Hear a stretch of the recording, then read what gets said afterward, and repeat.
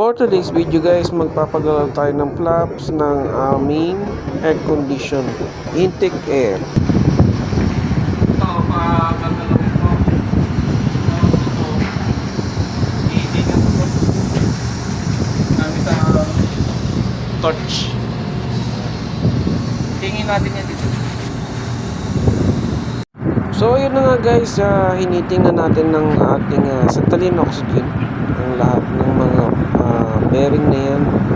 Hinitingan namin yan, lahat na nilalagyan ng grasa kasi nag-stack up na yan after long years na hindi na may maintenance. What's up guys, for today's vlog, siya po ang aming teacher na napakasipag guys. Saan po yan guys? Ilang percent yan? 20% pero mukha ng 150% yan. So guys, yan po yung pinipira niya guys. Tigas yan guys. Tigas ang mukha ng kapitbahay mo. Right. Kanina matigas yan guys. Ngayon one hand na lang.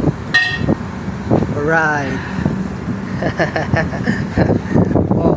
At dahil guys napagalaw ko ng flaps, ito naman ang aking tatrabawin. Gawan ko daw ng bagong frame. Ito dahil ito bulok na. So let's do this. Nagprepara nga pala ako ng flat bar para dito. 1 inch ang sukat niya. Then inispatan ko lang siya. At kailangan parehas na parehas dun sa original frame na aking gagayahan. So kaya dapat nilapat ko yan lahat. Tapos, syempre, pagkatapos nating ispatan, ay atin naman ipupuwid para maganda ang pagkakadikit. At pagkatapos nga guys, pinutol ko ang dulo. Lahat ng dulo niya kasi masyadong matulis. So, ganito yung tsura niya. Kailangan bilog. Dahil ang kanyang base ay bilog, hindi pa pwede yung may dulo kasi hindi papasok. So, nilagyan ko ng tanda ngayon upang aking bubutasan para eksakto dun sa mismong original na butas niya. So ito na guys, binutasan ko na siya ng 10mm. At dahil gawa na yung kanyang base frame, inilagay ko na yung kanyang screen at saka ko naman nilagay yung bolt and nuts upang ito ay maging fit na sa bawat isa.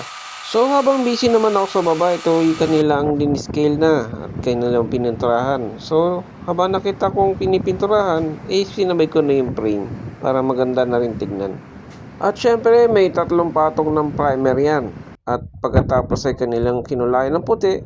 So ayan na ang aking finished product guys. Isa na naman trabaho ang aking nagawa for today. Thank you for watching guys.